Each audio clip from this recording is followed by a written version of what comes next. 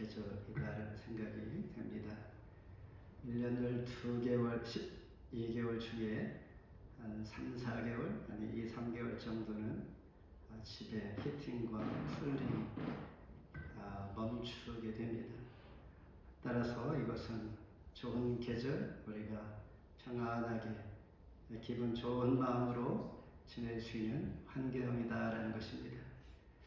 저처럼 저와 여러분이 오늘 좋은 날, 시원한 이 시간, 주의 은혜가 흡족하게 임할 수 있기를 바라면서 되살아나리라.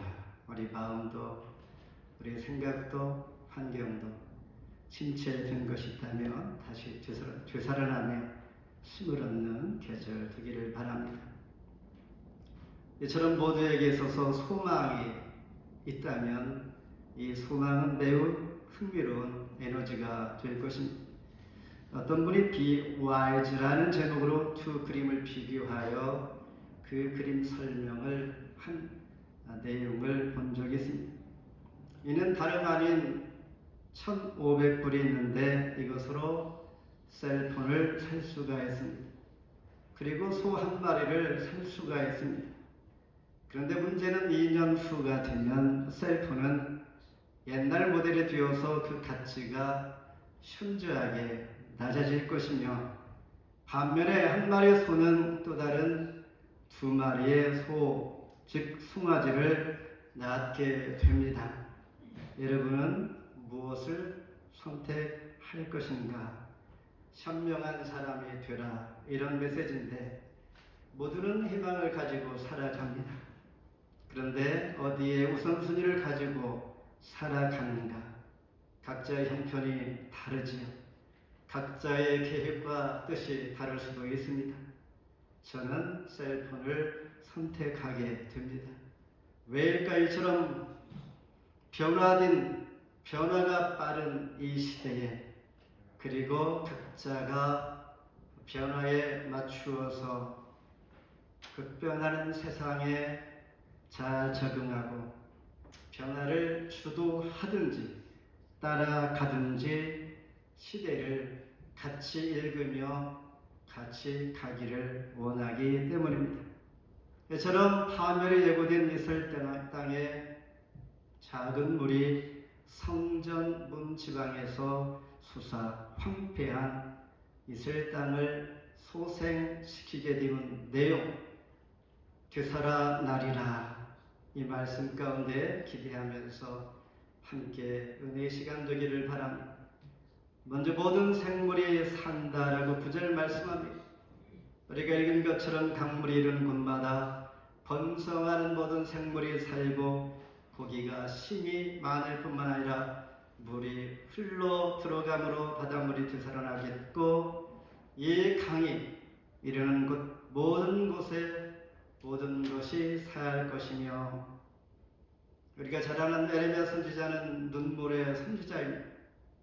그리고 아모스 선지자는 정의의 선지자였다면 오늘 말씀을 기록하고 있는 에스겔 선지자는 희망의 선지자입니다. 여러분, 소망이 필요합니까? 에스겔 선지자가 주시는 메시지를 통하여 힘을 얻기를 바랍니다.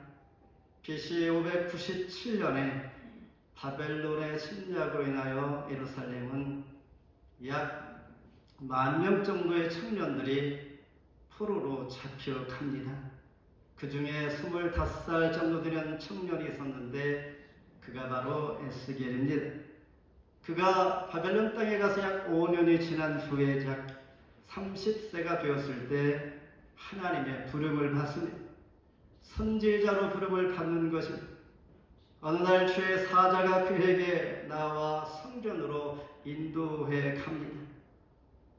에스겔 47장을 본문에 있는 첫 9절 1절에 이렇게 시작합니다.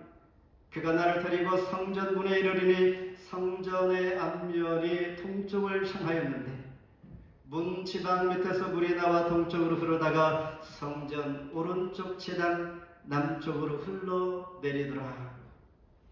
동쪽으로 갔다는 그 의미가 중요합니다. 동쪽 문은 평소에 열어놓지 않습니다. 왕이 들어오든가 하나님께서 입장하시는 문인 동쪽으로 향했다는 것은 소망이 있다는 것입니다. 그는 성전에서 흐르는 강을 통해 포로 중에 있던 백성들에게 위로의 희망과 소망의 메시지를 선포하게 됩니다. 8절 말씀에서 동쪽으로 흘러 아라바, 즉 죽은 물 사이의 바다로 이르는 곳이 바로 아라바입니다. 여기로 물이 내려가다가 그 바다가 되살아나고 지금 읽은 9절의 강물이 이르는 곳마다 모든 생물이, 바닷물이, 그리고 각처의 모든 것들이 살게 된다라고 말씀합니다. 성경을 보다 보면 창세기에서 시작되는데 창세기에서는 물 이야기를 하지요. 생명을 주는 4개의 강으로 시작이 됩니다. 창세기 2장 10절에 강이 에덴에서 흘러나와 동산을 적시고 거기서부터 갈라져 내 근원이 되었습니다. 그리고 성경의 마지막 요한계시록에서 또한 물 이야기를 합니다. 요한계시록 22장 1절에 또 그가 수정같이 맑은 생명수의 강을 내게 보이니 하나님과 및 어린 양의 보좌로부터 나왔다. 만국을 소성시키는, 만국을 살게 하는 생명수의 강으로 마치는 것이 바로 요한계시록 성경입니다. 이처럼 하나님은 사람을 흙으로 지으시고 에덴 동산에 두셨습니다. 그리고 4개의 강을 통하여 에덴 동산을 적시고 강이 흐르는데 첫 번째 강이 비손강, 비손이라는 말은 소성한다라는 뜻입니다. 그러니까 비손강은 소성시키는 것이요, 그 다음에 기훈강인데 기훈강은 막히지 않고 콸콸 터져나오는 그런 의미를 가지고 있습니다.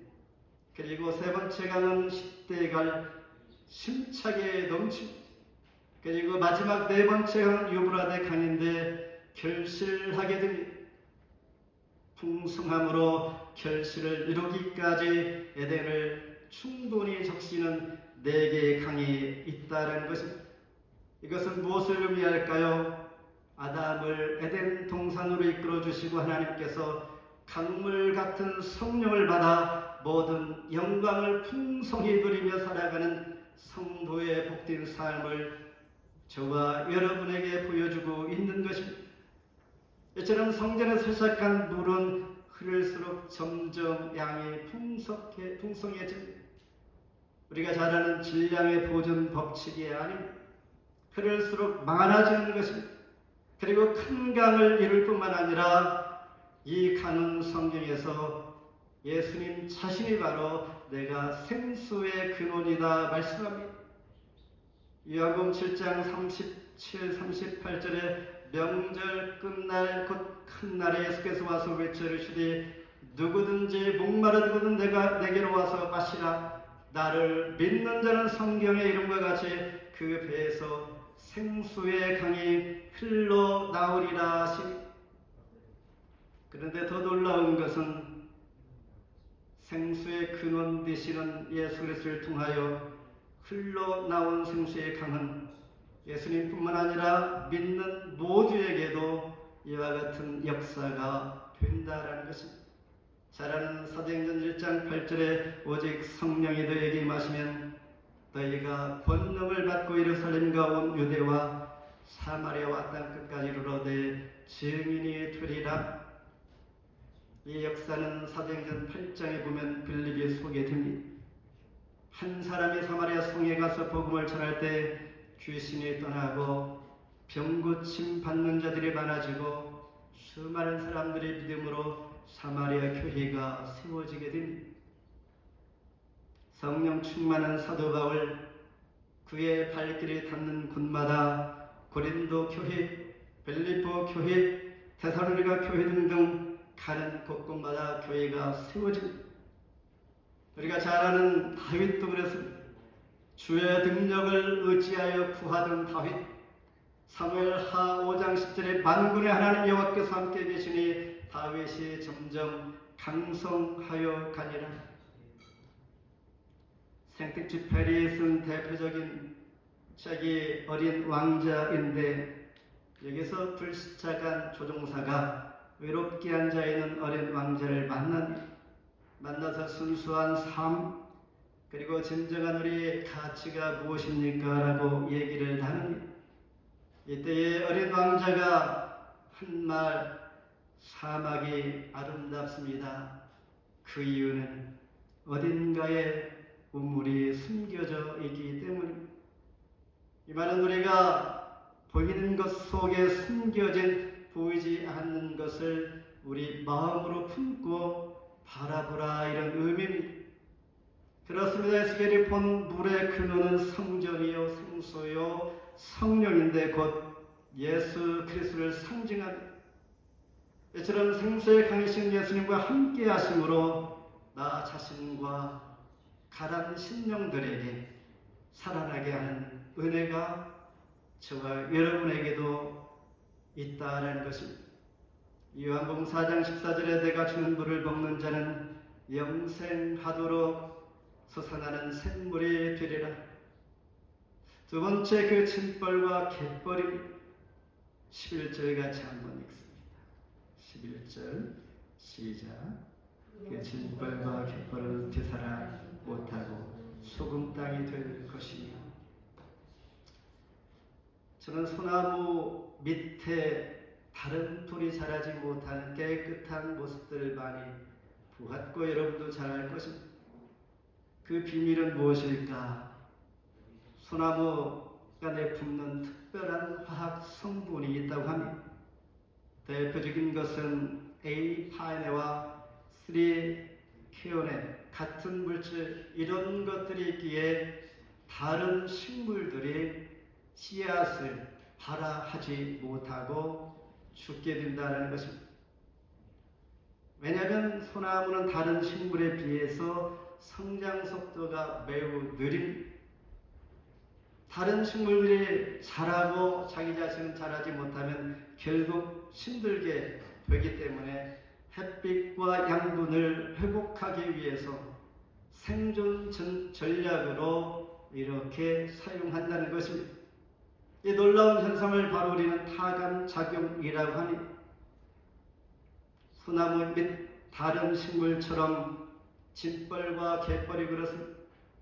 성전 문지방 밑에서 나와 물이 흘러 다른 생물들 살게 할 때에 짐벌과 갯벌은 소성되지 못한 짐벌과 갯벌은 진흙 덩어리 물 옹덩이입니다.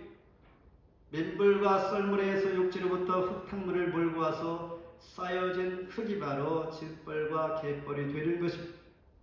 이는 앞에서 언급한 것처럼 아라바 사해 바다로 들어가는 이 땅, 여기에는 고기와 해초가 전혀 살 수가 없는 것이 소금이기 때문입니다. 그리고 이 땅은 매우 단단하게 됩니다.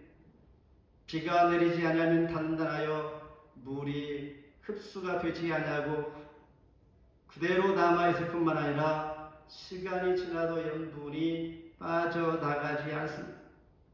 이것은 믿는 성도들이 하나님의 은혜를 받지 못하면 그리고 변화되지 아니하면 단단한 우리 굳은 심령과도 같은 그런 것을 비유해 말씀하고 있는 것이죠. 그래서 에스겔 선지자는 3장 7절에서 이렇게 말합니다. 이스라엘 족속은 이마가 굳습니다. 그리고 마음이 굳어서 내 말을 듣고자 아니하리니 이는 내 말을 듣고자 아니함이니라. 이미 그 마음속에 마음을 닫아 말씀을 듣지 아니함으로 마음이 굳어졌다라는 것입니다. 마치 짐벌과 갯벌과 같은 이러한 특성인 것이죠. 그러나 흥미로운 것은 사해 바다에 가면 귀한 것도 또한 있습니다. 피부 미용의 최고인 사해 바닥에서 깔려있는 진흙으로 그 물에 들어가는 사람들은 전신 마사지를 합니다. 당연히 그곳에 가면 다 하게 되는 것입니다. 소금이 보통 바다의 소금기보다 6배가 높아 한 번 뒤로 등을 대고 물에 있으면 다시 엎어지기가 쉽지가 않습니다. 그리고 중요한 것은 눈에 짠물이 들어가면 큰일 납니다. 절대 물놀이를 하지 않아야 합니다. 그리고 그 옆에 있는 기프트샵이 있는데 미네랄이 풍부한 검은 진흙팩을 사려는 사람들로 가득합니다. 저는 갔을 때 사실 못했는데 참 많은 사람들이 그때는 주머니를 다 여는 것을 볼 수 있었습니다. 이렇게 미네랄을 활용한 다양한 화장품이 진벌과 갯벌을 통하여 개발되고 수출하고 있는 것입니다. 그런데 오늘 본문 말씀에서는 우리에게 주는 교훈, 그냥 죽어있는 진벌과 갯벌도 소성합을 받을 수 있다라는 것입니다. 어떻게 해야 할까? 육지로부터 흙탕물이 계속 흘러 가라앉아 생긴 흙이므로 우리 심령에 흙탕물과 같은 죄악이 쌓이지 않도록 하는 것입니다. 사도 바울도 데살로니가 교회에게 이렇게 말씀합니다. 악은 어떤 모양이라도 버리라. 다만 너의 고집과 회개하지 아니한 마음을 따라 진노의 날 곧 하나님의 의로우신 심판이 나타나는 그날의 지말 진노를 너에게 쌓는도다. 부드러운 마음을 가져야 열매를 맺게 되는 것입니다. 진벌과 갯벌은 수렁과 늪과 같아서 움직일수록 깊이 빠져 들어가므로 불신의 수렁에서 빠지지 않도록 해야 합니다. 불신의 마음, 또 다른 불신을 낳기 때문인 것입니다. 세상에서 가장 어려운 것은 내 이야기를 하는 것이라고 합니다. 그리고 세상에서 가장 쉬운 것은 남 이야기를 하는 것이라고 합니다. 마치 남 얘기는 진벌과 갯벌 같아서 상대방을 늪에 빠지게 만들 뿐만 아니라 심하면 상대방을 죽게 만들기도 한 것입니다. 따라서 진벌과 갯벌 같은 우리 마음이 소성하기 위해서는 시편 51편 17절에 하나님께서 구하시는 제사가 이것입니다. 우리의 상한 심령이라 하나님이여 상하고 통회하는 마음을 주께서 멸시하지 아니하시리로다. 통회하는 마음이 있어야 하나님 앞에 간절히 구하는 마음, 외치고 부르짖고 하나님 앞에 구하는 그런 마음 하나님 기뻐하시고 구하신다라는 것입니다. 마지막으로 달마다 새 열매를 맺게 합니다. 하나님과 어린 양 보좌로부터 생명수의 강이 흘러서 에덴 동산이 회복되고 예루살렘을 풍성하게 만들게 되는 것이죠. 여기에는 강 좌우에 생명나무가 있는데 12가지 열매를 맺되 매월마다 열매를 맺게 됩니다. 그리고 그 나무의 잎사귀는 만국을 치료하는 약재가 되는 것처럼 그 강에 뿌리를 내린 포도나무, 그 나무는 풍성해질 뿐만 아니라 생명의 근원이신 예수 그리스도를 통하여 우리 마음속에 모시게 되면 나도 살고 다른 이를 살게 만드는 것입니다. 우리 마음 가운데 영적으로 메말라 있다면 때로는 활기가 없고 주변 상황이 답답할 때가 없지 않아 있습니다.